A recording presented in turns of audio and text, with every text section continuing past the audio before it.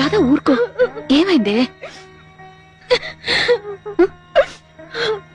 నువ్వు నీ బంగ్లా అమ్ముకున్నావు, నేను నా బ్రతికే అమ్మేసుకున్నాను. ఏమిటో నాకు నీ గురించి అన్ని విషయాలు ఇంటి ఓనర్ గారు చెప్పారు. నాకు చచ్చిపోవాలని ఉంది. ఏమిటి? నా మొగుడు మనసు విరిచేసింది.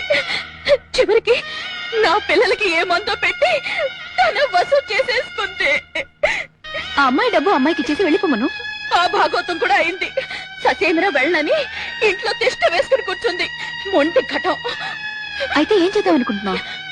నాకేమీ పాలు పోవడం లేదు. పోనీ లాయర్ ని కలు.